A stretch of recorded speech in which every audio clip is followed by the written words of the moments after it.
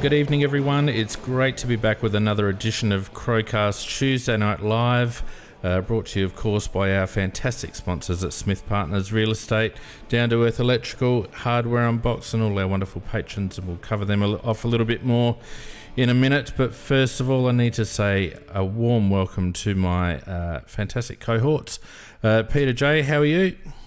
I'm good, Fane, Nikki, and Macca. How are we all? Very fantastic. Going well. Nikki, Macca? Doing very well, thanks, mate. Good to hear. And welcome to everyone on Spreaker, joining us on Spreaker. Of course, you can follow the chat live on Spreaker.com/user/AFL Crowcast. Or obviously, if you're listening on Facebook, you can get in amongst the chat there.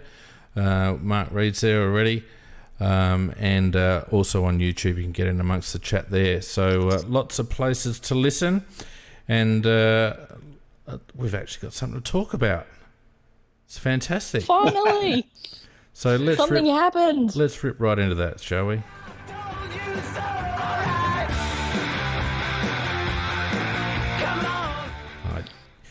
You get rid of the cast for a week. You have a week off, and you see all the lads in the chat. It's like a little reunion. They're all saying hello, and they're all happy to see each other, and it's really cute. Good. It's really cute. They missed each other. They're a good mob. They're a very good mob. We'd be lost without them.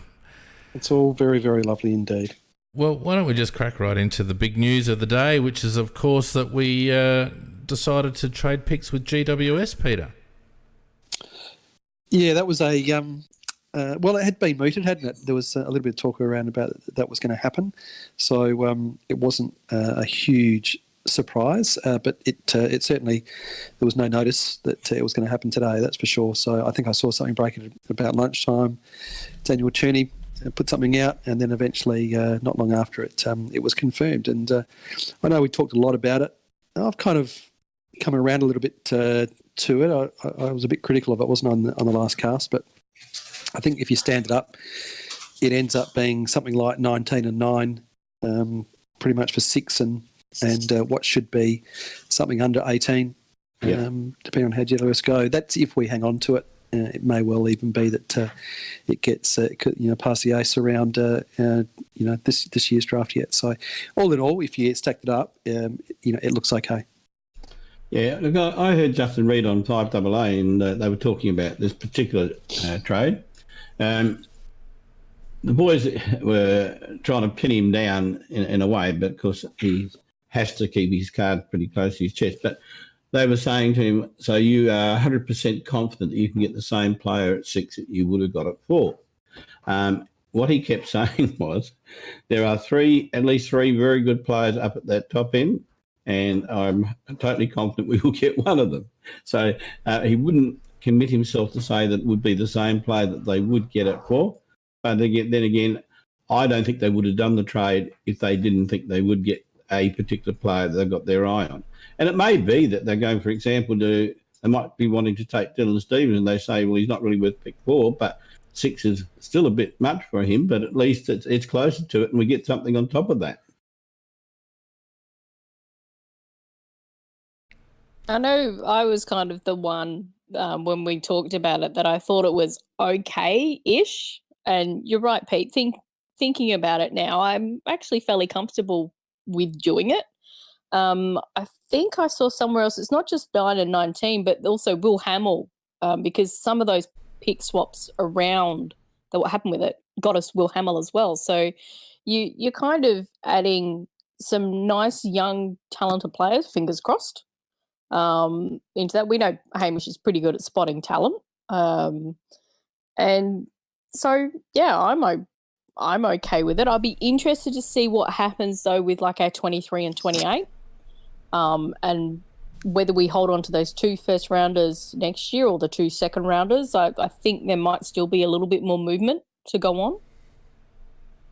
Yeah, well, I hope there is actually. One of the suggestions, Pete would have seen it too on Twitter because it was on the thread that he started actually, that one of the guys suggested that with the GWS first-round pick and add pick 28, offered that to Geelong for their pick 14, which I think would be a great move. There may be plus or minus picks, not going into detail of that, but it would just be a fantastic positioning if we could actually achieve that. Yeah, I'm interested in the comments you made, Macca, just in relation to Justin Reid's interview, and I heard the same interview, and I'm the same as you. My ears pricked up in terms of what he was saying about the fact that there was a few around at that point. I thought it was interesting just from the point of view that if you look at players like Lockie Ash and Hayden Young, both similar type players that have spent their junior years running off half-back and elite disposal of half-back type players. And I just wonder whether maybe that signals their intent that if they're saying that there's 2 or 3 players that will be available, whether they've settled on that style of player. And I guess you could even probably put Stevens into that mix as well, similar kind of type into that mix as well, whether they have settled on the fact that they know that they're going to be able to get that type of player at pick 6. Yeah, because there are other players around and there have been others mooted, but most of those have been on the physical side of things, and much more on the physical side of things, like Flanders, for example, although he's obviously a very good player. And Sarong, who's that similar in the sense that he's that inside type, hard ball getting type player. But what we obviously need is speed on the outside, and I mean plenty of it. And I would think that this particular draft for Adelaide, apart from the fact that there will always be, I mean, not the whole 5 picks, but the main concentration with the most serious picks, I would think, would be about getting on ballers with plenty of pace and plenty of skill. Fane, what do you think? Oh, sorry, Nikki. I was just going to say we also need probably another ruck somewhere. That may come in the rookie draft. It may not, but I think we definitely need another backup there and another tall defender, quality tall defender. Well, yeah, look, on the ruck side of things, Nikki, I'd say dead set rookie. That's the way a lot of teams tackle it these days. But as far as a tall defender, yeah, I think we do. We do have Dodo back, but it never hurts to have some nice young ones coming up to take their place. I mean, Taylor's not going to play forever, and Hardigan, I hope, doesn't play forever. So, you just need ones coming through. So, yeah, if there's a nice, and it might well be, what's the lad's name from South Australia? Gould, isn't it? Gould. Yeah, Will Gould. Gould, yeah. I mean, if you could pull that sort of, he might even drift out into the 20s yet. Because I reckon he's a Hearn type of player, and there's nothing wrong with the way that Hearn plays footy. Yeah, big question marks about his fitness. He does look a bit on the burly side, I will agree. He's only been the same paddock as me for a little while, though. I've got a bit more there. And there's also a certain mob down the road with 3 late picks in the first round. So, I think Port Adelaide have positioned themselves beautifully, actually. If they're after South Australian talent, they've positioned themselves very well. Fane, what did you think of the pick swap? Oh, look, I didn't mind it.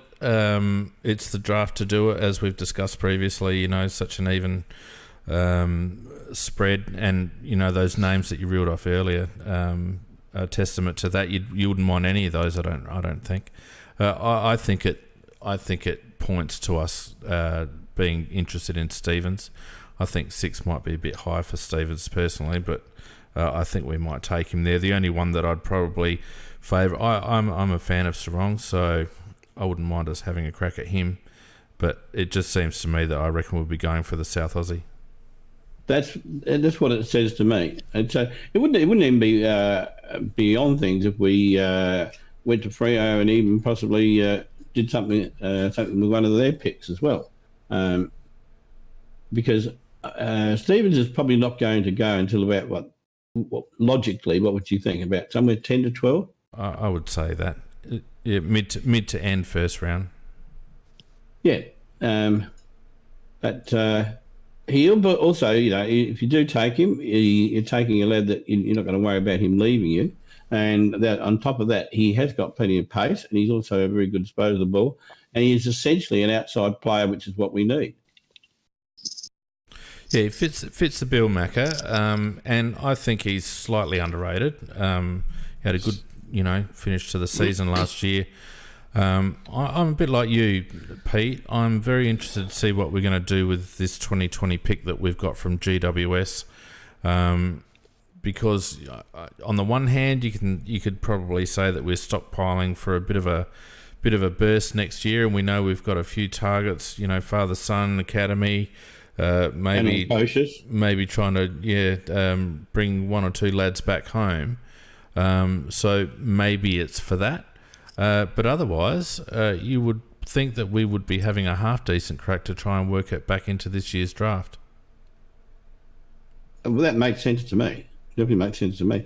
I've got no doubt the trade that Port Adelaide did, for example, which I think was on the surface, it looks like they were losers. But I have no doubt that there was a pick 18, I think, was that they picked up. Yeah, that's going to be Keziah Pickett. I reckon they're dead set. He is dead set what they need in their forward lines. It wouldn't take him too early, but I reckon around about the 18 mark, and I reckon that's what they've done. You would think probably so, a bit of a reach. That's a bit of a reach for him, looking at what other people have said. He's invited to the top 20, Nikki. Been invited to the top 20. Yeah, but I think that's because I think they are interested in him. But most people have, like we're talking about, that Stevens really probably isn't a pick 6. He's a bit later, but he's a need if we do go there. I do very much like his best of pace, and that's what we need. And I think same kind of thing with Keziah is that he's probably more a second rounder, but it's a need. And that's what a draft should always be. It's talent, but do you need it? Because sometimes you can pick talent for your team, but you've got already too much of that, if that's the best talent available. Yes and no, Nick. I think there's a time and a place. Yeah. Particularly through the first round, in years gone by, it was very much a talent list.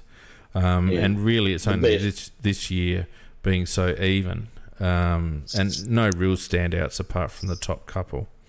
I think teams are taking the opportunity to position themselves and look more at need. I don't know whether it's a trend that will continue, though. I was going to ask Pete, what do you think of Flanders, Pete? Look, same as probably you, Mackie, just sort of see the highlights and some of them that I have seen weren't sort of overly flash. Obviously, more of your sort of burst sort of type player, and also looks absolutely, have a few disposal issues. I just think that my gut feel. I don't know whether Reedy was laying out some breadcrumbs there or not, but my gut feel is that if there's a group of players there who are similar kind of outside running, fast, really good class disposal players, and that's Young, Ash, and probably to a little bit lesser extent Stevens. And so just when he talked about having 2 or 3 players, we didn't talk about just the player that we want. We think that the player that we want will be available. He said that there was a group, and so for me that just says, well,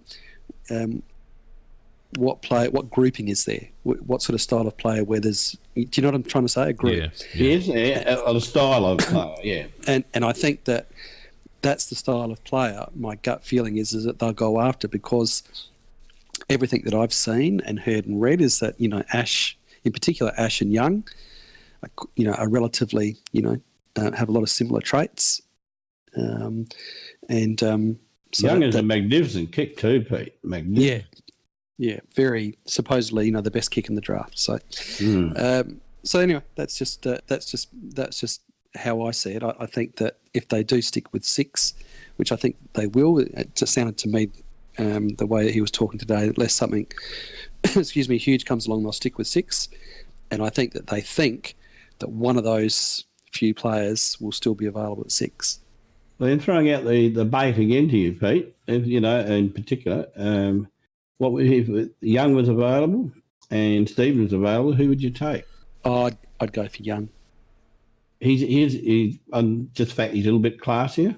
Just a bit classier with his disposal, I think, and I think that just that's what we're looking for. I just got a funny feeling that he's really what we're looking for, and excuse me. But I think that their 1, 2, and 3 would be Young, Ash, and Stevens. Right. Okay. And that's just a wild guess. That's just my gut feel. You won't be far off the mark. It's going to be in that ballpark. Yeah, I think you're right, Pete. I think definitely the club looks to be targeting outside run. I think we've shed a bit of lack of pace over the off season. I think Nick's has shown with a couple of his comments that he's going to be looking to play a young, fast, hard team. And you would imagine that the Crouch boys and Sloane would be the centrepiece of the coalface, and then I think you'd want to surround them with a lot of energetic, fast types who don't mind getting their own ball but have enough pace to be able to break free and use it as well. You actually said that, actually, when quoting Jones and McHenry around those players you just mentioned. Yeah. And, even to the extent that he's likely, I think, at various stages to experiment with quite a nimble forward line as well. So it's going to be interesting to see how blokes like Darcy Fogarty are used, whether he even gets a run through the mids, who knows. But it's definitely the style of play that we're looking for, and given that there's no real standout class, I wouldn't have thought, that's probably contributed to their reasoning that a couple of spots down the list isn't going to make a big difference. Just to throw it off topic slightly, but just throw a curveball at you. What did you think of the fact that our ex-skipper would like to play on a wing? He's having a joke with Bernie and nobody picked up on it. It is only a joke, is it? Because you'd have to treat it as such, but he'll never play there. Well, he's probably thinking Big Matty Richardson did it. Why can't he do it? Yeah. Matty Richardson could run a lot faster. He could too. But the interesting thing about it, though, is that Tex's numbers when he was not having the foot problems, he actually does run midfielder numbers in terms of his endurance. And we look at some of those deliveries that he does. He actually plays best as that lead-up centre-half forward, which is that traditionally much higher up the ground, which is kind of where the wingmen are placed nowadays. So he's kind of doing what he does already. So it's not that silly. He's just not standing on the wing. It's silly because a wingman is required to run and provide options. Up and down and back a bit, yeah. Defensively as well. That's where actually we want Tex, is we don't want him in the 50. We want him delivering to those players in the 50. Yeah, well, that's a reasonable point. I think at various stages throughout the last 12 to 18 months, we've called for Tex to be playing a little bit higher, and previously JJ, and now, our big tall either Himmelberg or Frampton or Fogarty to be parked a little closer. I can certainly see a case for both Darcy and Tex playing up a bit, particularly if we're going to be chaos balling it into our forwards a little bit more. It was interesting. Fogg was pretty confident he's playing, because he said he'd like to see Tex stay at centre forward with himself at full forward, and then one of the other boys alongside him in the pocket. And he said, we'll do pretty well like that. Yeah. So doesn't that confidence? They can't not play Darcy next year. I mean, absolutely, it'd be bloody suicide apart from anything else if they didn't play him. And quite seriously, the 9 supporters that still have faith in the club would drop off if they didn't play Fogarty. But if anybody doubts that Fogarty's able to play midfield, just go and watch the first half of that Geelong SANFL final. We were losing badly in the midfield and they put Fogg in there. He just went there for the centre bounces, and then he became the loose man in defence. But he won actually centre clearances. The kid actually can play midfield. I mean, yes, it is SANFL level, but it's against a team that was quite good. And if we left him there in the second half, I think we actually would have won that game and played off in a grand final. Nicky, the game, and you would have seen it, the game against Port, the showdown against Port, which was played in the bush somewhere. I can't remember exactly where now, Puri or somewhere. Oh yes, it was Puri. Now that was every time they it was a weird game because every time they put Fogarty and Gallucci in the middle, between the pair of them, they just killed the clearances. Yeah. But then they'd shift them both forward. Well, you can't have a winning midfield, Pete. They needed to find room for some of the pensioners that were drifting back, but unfortunately, but no, Fogarty, and I watched that game, and Fogarty was particularly good in the midfield in terms of winning clearances, and well, there's no substitute for being a natural footballer, is there? And that's exactly right. That's what he is, and he may not necessarily be the right type physically, but you chuck him around the ball, he's gonna get it. He probably needs to drop a few kilos to be agile enough to play in there permanently. But certainly wouldn't mind seeing him pinch hitting there now and again. Yeah, just worth a burst. But no, wrapping up the draft picks, I think it'd be great to talk about. Obviously, we got back to training and some really positive stuff that was coming out about that. But just in terms of the draft, I think that I think we'll settle on 6. I think there's someone in there that we want.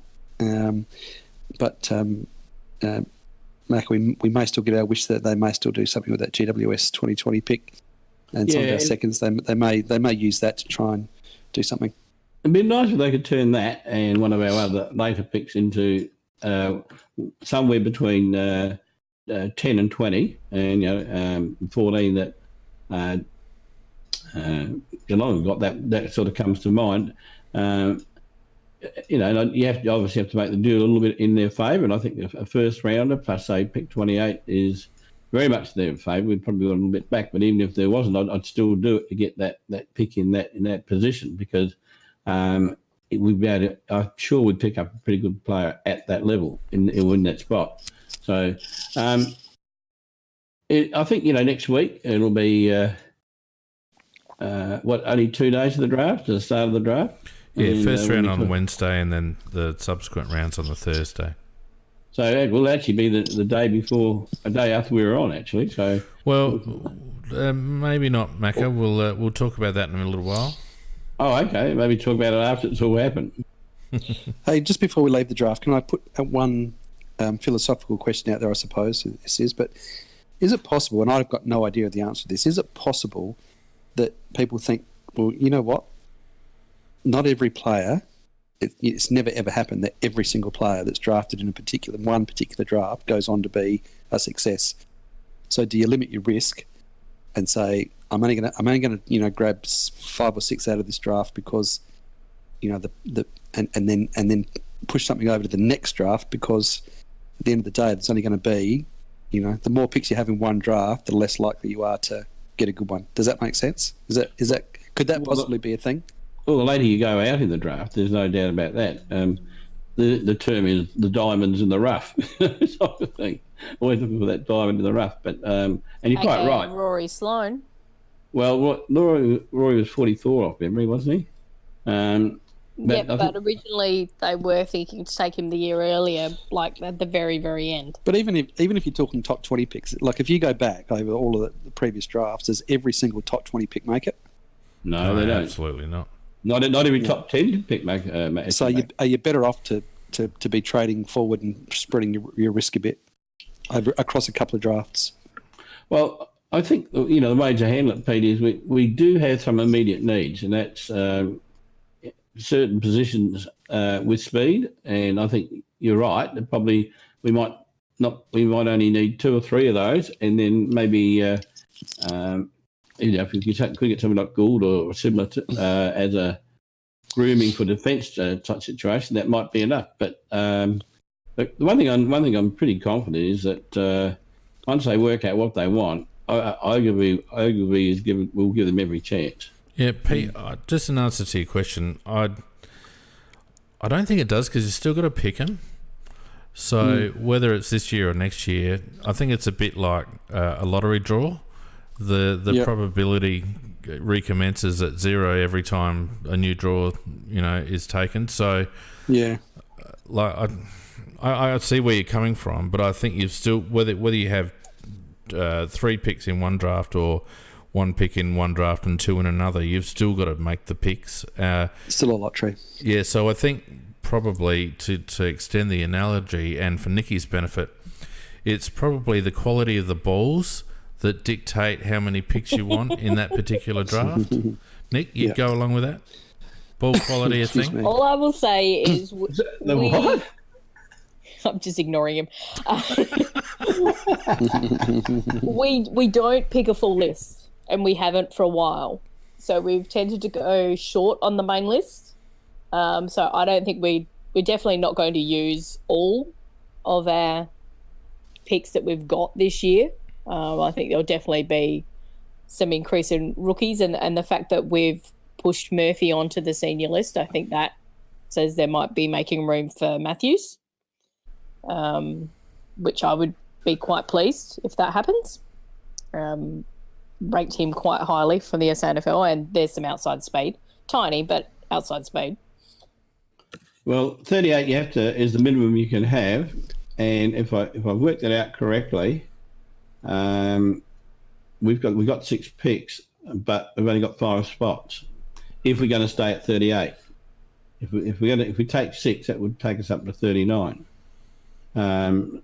We generally go 38 and 6 because that's the cheapest, so I'd be interested to see whether they use that. Is it pick 49 or the last pick that we've got? Yeah, 49's the last one. So we've got 6, 23, 28, 37 and 45. See, and that last one's not a dead pick by any stretch. No. You know, there's countless examples, as you pointed out previously, about diamonds in the rough at that point. It makes you wonder why bother having a pick that low if you're not going to use it. You know, you would have chucked it in on some other deal at some stage if you could, I guess. I think it just gives us flexibility, Macca. I don't think that they're probably leaning one way or the other. Running at 38 just means that if there's a bloke at 45 or whatever that they want, it gives them the opportunity to take them. Or the possibility of packaging up 3 draft picks for 2 or something like that. Maybe, yeah. Yeah, it'd be interesting to see anyhow. My biggest interest is what they're going to do with this GWS pick. It will be a real pointer to next year if they hang on to it. And as much as I can see the value in trying to work back into the late stages of the first round and maybe taking a better quality player with 6 and hoping that Stevens drops to the mid-teens, I actually would prefer us to hang on to the GWS pick because I think we've got irons in the fire next year. The club, and we'll talk about this I'm sure in a moment a bit more, but the club's in a bit of a limbo this year or the next season. You know, we're not only short on the list, but we're short in the coaching box and we're short in the admin and we're short everywhere. It seems like a real transition year. So I wouldn't mind us sort of taking what we can get this draft and then really loading up for what could be quite an interesting draft next year for us. Just one thing I was going to say, which I did tweet as well, that I hope that when we traded with GWS, we had discussions about the future next year, and that part of the deal was that on the side, not in writing like we've done in the past, that they would give very favourable consideration to trading young Haitley back to Adelaide. Yeah, well, how they used Dan, what's his name? Jackson. Yep, Jackson Haitley. Jackson, yeah. How they use him next year is going to be very interesting. He's obviously got a fair few blokes in front of him, Macca, hasn't he? So he's a good player, but they've got such a good midfield and such good wingers. And you think they're looking at Green, etc., and another player that's likely to be another midfielder that they're picking up. Yeah, I really probably go straight in. I really like Jackson. I was disappointed that we didn't find our way to, or he didn't find his way to us in his draft year. I'd love to have him back. I think he's quality. But you know, sadly I can see him ending up at Port Adelaide, to be honest. Well, you know, the interesting thing was that GWS were the ones that have been pushing for this deal for some time. So as I said, I just hope that they had a handshake and said, well, yeah, we'll trade him to you next year. I agree, think part of it was a handshake from last year that we didn't bid on a player last year. And we did a pick swap with them, which was partly to stop us bidding. So I think there's some goodwill going on, definitely. No, I mean, we're actually allowing them to get 2 good players instead of 1, because if we had stuck with pick 4 and they'd still got pick 6, we would have bid on Green at pick 4, which meant they would have had to use pick 6, and therefore they would have got 1 good player. Their next pick after that is pick 40. By allowing, by doing the pick swap with them, they'll pick up a good player at 4, and it won't be Green. They'll wait till somebody nominates Green, and then they'll use a conglomeration of later picks to pay for Green. So we've actually allowed them to have 2 guns instead of 1. I do agree with you, Macca. I was also a huge fan of Jackson. I was hoping I would have been more than happy if we jumped at him at 9, to be honest. I didn't think he was going to last to our second pick, and he didn't. He's a very, very good player and played some very good SNFL football in the year that he was drafted. And I think that I agree, Fiend, he will get stuck behind a big log jam of midfielders up there. And he does have a point of difference. He is a very big lad, and that may work for him. He's a real old-fashioned marking midfielder, I reckon. Yeah, he really is, and so I would love to see him back on our list. Now, I just want to take this moment just to give a shout out to our sponsors. Smith Partners Real Estate, Ryan up there, has supported the CrowCast all year. We're eternally grateful. It really has helped us out in just upping the standard of a bit of equipment, and we really appreciate Ryan's assistance and all the team up there. I think he won some awards recently at the Real Estate Institute Awards, so good on him. They're kicking goals up there, and they've helped us substantially this year, so thanks to everyone at Smith Partners Real Estate at the Golden Grove Village. Also the lads down at Down to Earth Electrical Data and Air Conditioning Servicing. We thank them for their support.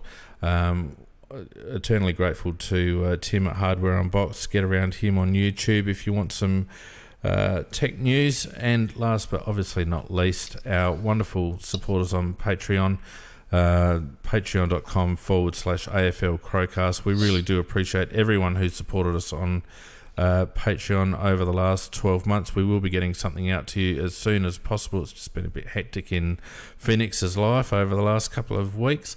And there was someone else that I was going to say. Oh, and I have to give a shout out too for our inaugural sponsor, Adam Sherry trod where no previous strawberry farmer had feared to tread.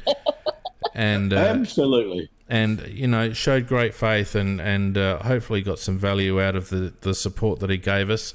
But I would imagine it's around about harvest time nearly again down there, Shez.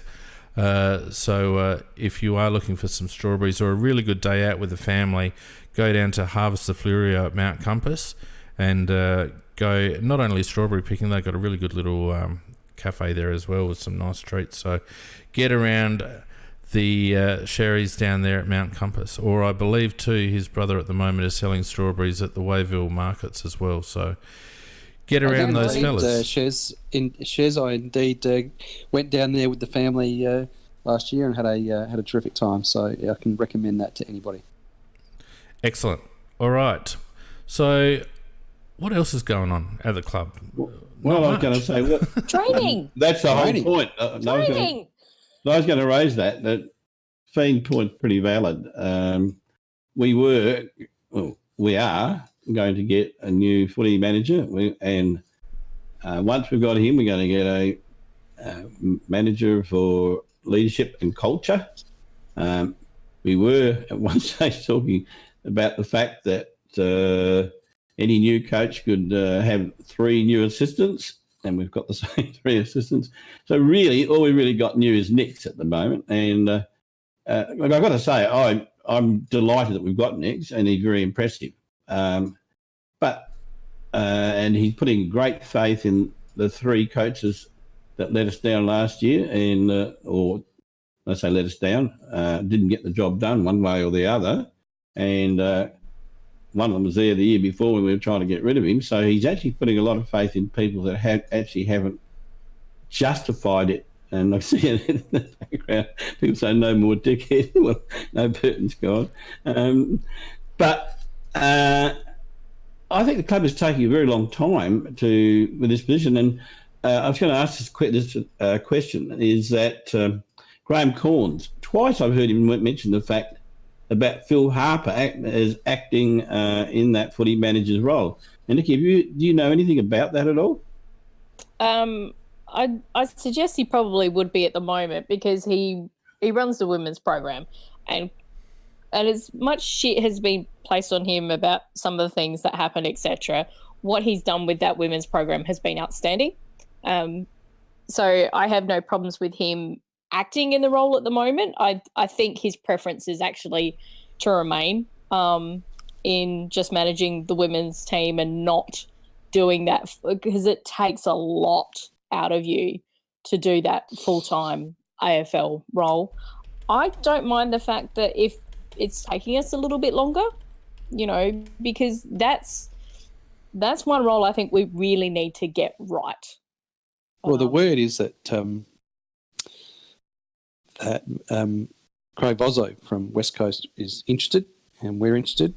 West Coast wouldn't release him, and that pretty much he's a good bet for the 2021 season, perhaps arriving at the end of next year.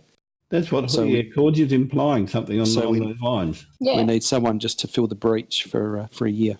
And I think Harper would be fine to do that, because if he has the understanding of like, okay, you only are going to do this for a year, are you okay with that? Yep. And I'm pretty sure Phil would give that a bit of a tick. Well, the only problem that I have with it is that, as far as I can tell, in many successful clubs, the GM footy operations is a pivotal role in terms of setting the tone and the direction of footy operations. And the fact that we're going to be a bit of a rudderless ship in that respect, and notwithstanding Harps, I think, can do a good job on a day-to-day basis to keep the thing moving, but we're not going to be looking to him for any sort of vision or cultural change or any of that sort of stuff. So it really is as steady as she goes, and just keep signing the right bits of paper, Harps, can you, for the next 12 months. So, and then on top of that, we've got Matty Nix, who, irrespective of his ability as a coach, is a first-year coach, and essentially will be running that football program without much assistance. That worries me, particularly because they've chosen, rightly or wrongly, not to provide him, or he's elected not to take a senior assistant. So I honestly worry about the direction of the footy team as opposed to the club over the next 12 months. And really, it hasn't been made clear who is going to be calling the shots, I guess you'd say. Is it going to be Mark Rasciuto as director of footy at board level? Is he going to take a more hands-on role? I really do think that we are exposing ourselves to just being too directionless over the next 12 months.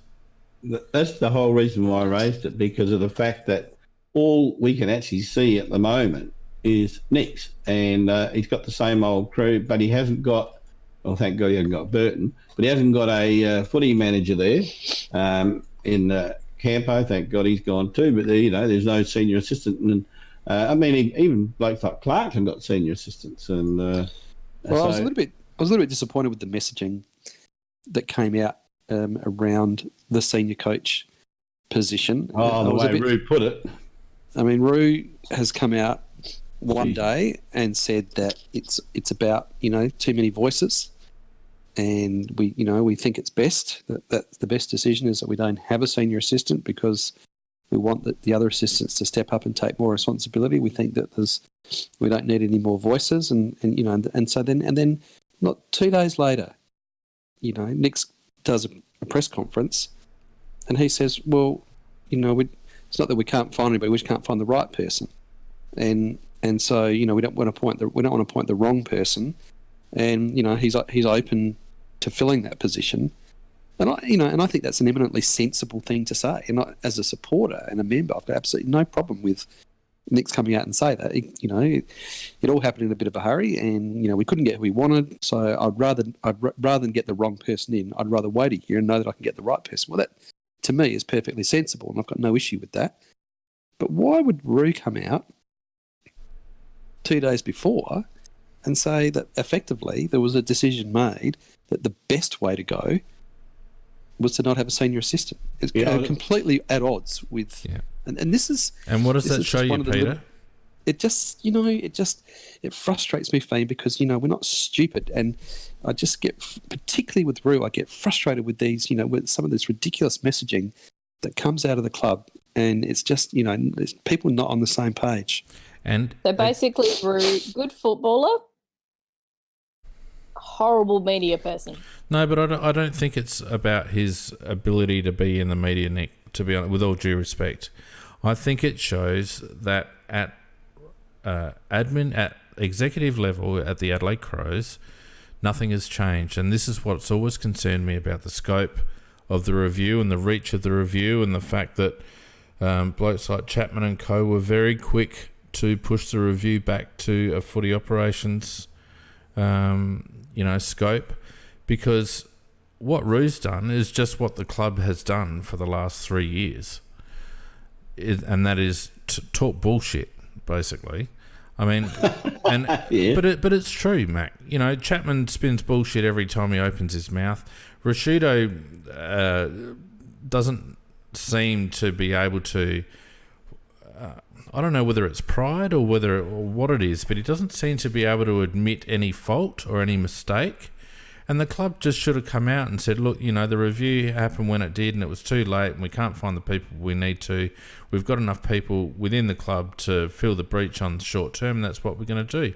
It's not the best situation, but I think, Peter, you're dead set right. 90% of the supporters could have copped that. Because there's that bit of honesty. And that's what we were really pushing, and that pushback we were getting from the club was, you're not authentic. And just that little bit of honesty, as you said there, Fiend, would have shown some authenticity, which is what we want from them. Exactly, we don't want the dry spin. And that's what I was getting at with Roo, is that he's not smart enough for media. I don't think he is. No. In terms of being able to use that spin, but in a way that sounds authentic. But there's one big message that comes out of that little those two bits of commentary from Rashido and then Nick's. It basically should tell the supporter base, and I'm not trying to be dramatic or anything like that, but it tells the supporter base that the club did not listen to the fans. Because with all the bullshit that was going on at the end of the season, and all the backlash from the fan base and all the comments that were coming from the fan base, we all wanted authenticity, as you said, Nick. And by Rashido saying what he did, it's basically telling the fan base that they didn't listen. They've done what they had to do, what they felt they had to do to placate the club, placate the members, and all that sort of stuff. But deep down, culturally, they don't believe that they were doing anything wrong. I would bet that in the halls of the Adelaide Football Club executive, they're walking around thinking that they've had those changes forced upon them, and that they wouldn't have made those changes had they not been forced upon them by public pressure. And I don't think they actually believe to this day that they were making mistakes. Well, one thing's for certain, we've got Chapman's remarks when he called the review, and that was forced by the supporters and pressure from outside, by backing every one of the individuals, of which about half of them no longer exist, and because they weren't good enough for their roles. So you're quite right in what you say. Actually, you're talking about Chapman. I was actually watching the Prince Andrew interview. I don't know whether you saw that or not, but I thought it reminded me of Chapman when he was talking about... Oh, Macca, Cut. No. In terms of arrogance... I don't care. I don't want that. I don't want that lawsuit. Move on. No, Don't like it. Don't like Move it on, at all. please. Yeah, no, I think a positive. Jesus, I think a Macca, positive to hope come you're out of this- rich. Well, no, I just said. no, cut it. All right, I was wrong. Take it positive. I think a positive to come out of all of that is I was really impressed with Nick's press conference, and I think that at least he approached that issue with authenticity, and I think that that's something to look forward to. Hopefully, in his tenure, that he's just there to call a spade, and I felt that he dealt with that issue very well. Yeah, I agree. He seems like a straight-up sort of a fella, and hopefully he gets enough clear air and enough autonomy to be able to do something with the limited resources he's got. The only other one I question, would the under-8s coach at Trinity College have been a better forward coach than Benny Hart? I mean, why have we kept Ben Hart? I am amazed about that. Because we did try to get rid of him 2 years ago. And nobody would take him. And last year. No, but his contract ran out at the end of last year, Nicky. So we could have actually gently moved him on. But I guess it was just the lateness of it, because if you're getting a forwards coach from some other team who's already got a forwards coach, he won't be released because he's not getting a promotion. If he was going to a senior assistant, yes. And I think that's unfortunate. I think as you've said earlier, they're just going to roll along with this year and make all the changes next year. And I think that's exactly what they're going to do. And also saves a lot of money in the process. And I still can't get over, because I can't trust, you can't trust what Chapman was saying that time about not paying Pike any money. That was what I was really getting at before. He said that Pike was not going to get any money at all. And then he did get a payout. So it's very hard to be 100% confident when they say something that it is going to be exactly what they say. And then they may mean it to be something like that, but it's not necessarily going to be like that. And I think whatever Nix does this year, we can't actually say, we can't be very too critical of him, because I don't think he's getting off to a terrible start in terms of a lack of people around him to support him and hold him up, etc. He's doing it solo at the moment. Well, it's not only lack of heads, it's the quality of the heads, and not downplaying Marty Mattner and Godden, but they're second-year assistants. And Benny Hart is, we know, I don't want to speak too badly of Ben, but he doesn't have a lot of runs on the board in terms of coaching. And you're right, Macca, he was looking, the club was looking to let him go at various stages. So, they haven't put a lot around Matt Nix, and I think it's not so much that I think Matthew Nix doesn't know what he's doing, but it's just a distinct lack of resources. Apparently, one of the issues in the coach's box last year was the fact that Camporelli spent so much time micromanaging the assistants that he couldn't actually fulfil his role in terms of being someone to bounce ideas off from Don Pike. So not only have we lost Campo for better, but who's going to... are those coaches now advanced enough that they don't need micromanaging anymore? Because Matty Nix can't micromanage them. Well, he said he's going to, in the sense he's going to put the pressure on them and make them responsible for their task, which is a reasonable thing if you've got the right people. If you've got the wrong people and you make them responsible, you could end up with a mess. But so does that suggest that Camporelli didn't need to micromanage them, but was a micromanager? Well, who knows? I don't know. I think that's. I would think that sums it up. Yeah. Fane, you're talking about two guys that have both coached SANFL flags in their own right, and I think that. I really don't think that they would have needed micromanaging. I mean, I would think it would be much more likely to be a case of the fact that that's just how he was. Yeah, he was a bit of a controlling kind of a boss. And there's very little that's more debilitating in the workplace than micromanaging. Oh, God, yeah. It's a debilitating negative influence, and that wouldn't have helped. Well, either and of I those. just want to apologise. I have to go. I've got my brother-in-law's just dropped in, and he's have to fix something up for him. So, Well, I thanks, wonder why you're Macca. so chatty tonight, Macca, because you had to fit everything into 3/4 of an hour. Yeah. well, okay, I'm sorry. I'll send you the legal bill, okay, when I get it from Windsor Castle. Look, I'm all in favour of Chapman. I think he does a Get great out. job. Get out. I'll see you later. Good night, all. See ya. See you, Macca.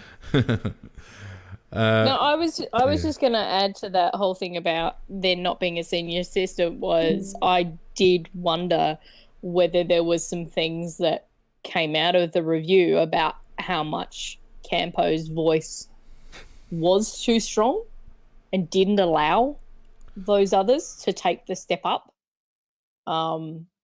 that they would have possibly liked to. That's kind of a little bit of what I read between the lines of what Nix was saying, because he did talk about the fact that he's worked with Godden before, and he's talked about, he's got to grand finals. That Matner is a grand final coach in his own right. Premiership coach, double premiership coach. Yeah, and you've got Matthew Clark sitting there as the ruck coach. I really would love to see what Matty would do in terms of not just coaching ruck. Because we've seen how well he can actually manage a coaching group at the AFLW level. I think he's definitely got some good ideas, and we know he can communicate quite well. Well, I think Pete's very really right. wish Hart wasn't there. Yeah, I think Pete's right. When micromanagement is such a debilitating and limiting management style, and I think it leads to the outcome that we got last year, which was one style of football and no other ideas when it all came apart, and that's simply because we're really only playing to one playbook, weren't we? And we didn't change. Yeah, we did not adjust to the 666. Yeah, so I guess time will tell. With Nix, hopefully the club puts enough resources around him to be able to offset physical bums on seats. We've got some good blokes at development level. Heath Uni, is pretty solid. So I'm sure he might get some more duties. Have we got a strategy? What happened to our little strategy guy that used to sit next to Pike with his laptop? He went to Essendon, and he's and that's why Katrina Gill. Moved to Melbourne. Not him. I know him, but the Pikey had a guy. Well, he's last left year. Essendon. Yeah, I know he's left Essendon. Is he coming back to us though? I'm not sure, but I wouldn't be surprised if that does happen. So he's very highly thought of. What I'm asking though is what happened to Don's guy? Because Don had a guy. No idea. I haven't heard whether he's still around, but Nick surely is going to need someone like that around him. Yeah. I guess time will tell. The other scuttlebutt around is that Rupert Satwell is the one that's going to be tapped on the shoulder for the culture and leadership position, which, from everything that I've read, seems to be quite a good choice. Yep, no issues with that. I think that would probably had Phil Smythe's fingerprints all over it, I suspect, and with the basketball background, and but he's in his own right, he's gone off and got his he's a teacher and psychology degrees and master's degrees, and has done a whole lot of work with a whole lot of community programs and a whole lot of stuff that he does through junior basketball, both in and out of the school. He works up at Trinity, and he's very, very highly respected and highly thought of. Yeah, everything seems to have gone quiet on Podsy Adley. Although everything in general is pretty quiet, so I guess we can't read too much into that. But Satwell, there's lots of good things spoken about him in terms of the way he runs the sports program up at Trinity, which is, by the way, who knew is the biggest school in Australia? Who knew that? I didn't. Yeah. So let's hope that they actually make one of those appointments, because you would think that of all the appointments that need to be made, that particular position is probably most easily filled because it's not so constrained by time, but B, probably one of the more important positions if it is actually what it says it is, because there isn't an organisation more in need of a bit of cultural change at the moment than the Adelaide Footy Club. True. And unfortunately, though, it's actually only going to be dealing with more the football department. But I think if you're getting somebody of that quality in, and if he is appointed, and what I've read about him, like you have, Fiend, I think he also needs to have a bit of say about the leadership and the culture on the admin side as well. Well, I think if you get an area of your organisation that is really strong culturally, then it tends to permeate other areas of the organisation. And I think we've seen, I mean, have a look at how Brisbane has changed with Fagan and Nobes being up there. And, you know, Fagan, I think, has driven a lot of that. And I think David has probably been the facilitator on the admin side. But they've turned that club around. You know, there's other examples at Richmond and you know, even now what's happening at Carlton. So I think if you've got a strong cultural leader, I think often it doesn't matter if he's not, you know, the leader of everyone, because I think that culture will tend to permeate through. So let's hope anyway. We got anything So I else guess to talk about? the other thing is the training. The fact that we had the boys out there on the track, Yes. and some great vision coming through the media and from the Crows and the other media, and it was great to see Tom Duday out there.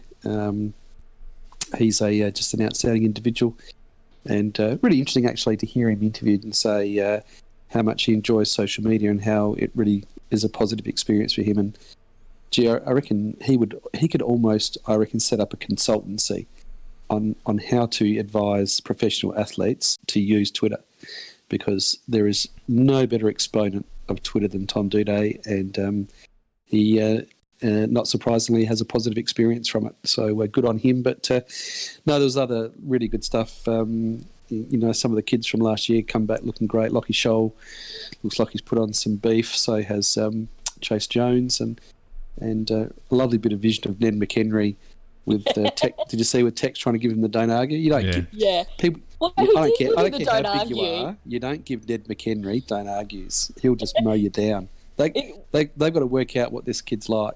He And, tripped him up though. sorry. If you actually watch Ned's legs, Tex actually did a double don't argue. So he actually did don't argue Ned first, and then I think it's Fog is the other one that he pushed off against. And as he went to turn, there's a bit of the tangle of the legs, and that's when Tex went down and Ned pounced on him. So I think there was some judicious use of any part of his body that he can to bring the play down. Oh yeah, he's not to be messed with, Ned McHenry. And I was a bit concerned that I saw that he was on a modified program, but yet he seemed to be looking pretty fit and strong. So we'll see how that pans out. But Could be more about loads than actual participation, maybe. I think it's what Nick's talked about. A couple of the young guys. One of the things he said was, "There's some of them, they are so enthusiastic, you have to pull them back. They don't want to be." And so one of those he did mention was Duday, but I think the other one there is McHenry, because as we know, he went for the 40k run on the day of the draft because he was a bit bored. I was about to say they've probably trimmed him down from his 40k run to just doing 20k runs just to keep him in check. But no, there's a lot of them that, you know, Tex look really, really good, and you know, I mean, it's always the same pre-season, isn't it? They always look $1 million. But no, I was just happy to see some of the young kids look good. So the only disappointment was probably Shane McAdam, fair to say? Well, that's an interesting one, because I did see a bit of vision of him, and there was a bit of scuttlebutt around that he didn't look particularly good. Nikki, you had some alternative thoughts that you thought he looked okay? I thought he looked like he always has. I think it was people jumping to the conclusion that it's because he was running the 200s on his own. Now, it's not high quality video that's been put up because it's just a little Twitter video, but he kind of looked on par of what he was last year. I hadn't thought that he didn't look overweight. He didn't look like John Cock when he used to come back. But it's something that they did talk about even towards the end of the season, that he's still got a bit of work to do, but he has been quite diligent at it, but he's still got some work to go to get him up to the level, because he has been behind the 8 ball of where he's come from. in terms of his. He's going to have to journey. hurry up. He's going to have to hurry up, Nick. But I think that's what he's not 18. No, he's not 18. But he's not a fitness freak like McHenry. Yeah, no. But the thing of it is, he has to be. All empathy aside, the fact is that he's had an opportunity on a senior AFL list, and if he wants to make the most of it, then he is going to have to do a Darren Jarman, and for the next couple of years, get fit. And then he can do what Fudd did and eat as many donuts as he likes after that. But he can't just... Shane can't make it on talent alone. And my fear is that I think that he has that mindset and he's just not prepared to work hard enough to get his body in the right shape. But he did work. But we know he can because he got told by Matner that when he came to trial out for Sturt that first year, and he said, well, you're not quite ready. You need to go off and do this, this, and this. And he went off and did that and worked through the amateurs. And he got picked up by Sturt. Yeah, so we know he can do it. So I'm not going to jump to conclusions from the first training thing where he was running 200s. If he continues to do that throughout the rest of the pre-season, if he doesn't join in with the main group, then yes, it's a problem. But it's just, so far it's only 1 or 2 trainings. We don't quite know what that program is that the club might have set for him. It was the same thing that people jumped up and down because they heard, oh yeah, McHenry's working on a modified program as well. He was in the injured group. Everybody freaked out. Oh my God, he's hurt his back again, everything else. And what comes out from the club? The vision of him, what we just talked about, tackling Tex. Now, if his back is that bad, he wouldn't be doing that drill. Yeah, but I'm just going by the vision that I saw of McAdam, not by what anyone said. And I accept that he had to get fit to get to SANFL level, but this is a different level of fitness again, and it's not like he's the only bloke vying for that position. And Shane, if he wants that opportunity, he's going to have to do more than the next bloke. He's going to have to do more than Ben Davis. He's going to have to do more than Tommy Lynch. He's going to have to do more than Darcy Fogarty. He's going to have to do more to make that position his own. And I'm at this stage, I'm not seeing enough dedication. Anyway. It's been 1 or 2 of the others, Chase Jones came back looking good. Heard him interviewed on radio, and he looks. He was just played such a good game in that last game against the Bulldogs. I'm really, really confident that he will have an impact this year, as I am confident that Ned McHenry will also have an impact this year. I think they're going to be 2 ripping players for us. Yep, agree. Excuse me. 100%. And he will be McHenry will be a crowd favourite too. Don't worry about that. Oh no, no easily. doubt. From the moment he sets at foot on the park. Well, he's little Neddy. Ladies and gentlemen, we've filled an hour.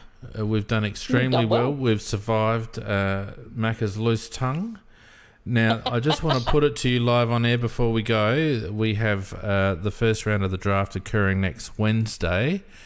Do we want to postpone Tuesday's podcast and do a live podcast on the Wednesday? Yeah, why not? I've got nothing on a Wednesday, so it suits me. Nick? That's going to be interesting. Yeah, we can try that. All right, very good. All right, so everyone listening, and we will put it on social media, but everyone who's listening and in chat, we won't be on next Tuesday. We'll be on next Wednesday for a special draft edition of CrowCast Tuesday Night Live. So join us on Wednesday at the normal time, 8:30. What time does the draft start? It starts a bit earlier than that, doesn't it? It does, but I think that it starts earlier, but they crap just on for about 100 years. For over an hour and a half. Yeah.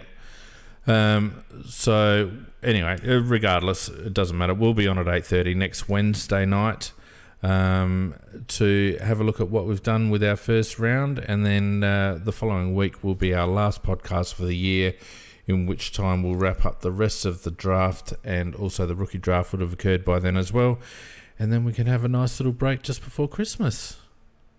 Very good. Yay! Thanks everyone for joining us tonight. Thanks everyone who joined us on Facebook. Shout out to those who joined us on Facebook from Sunshine Coast and other parts of New South Wales and Queensland.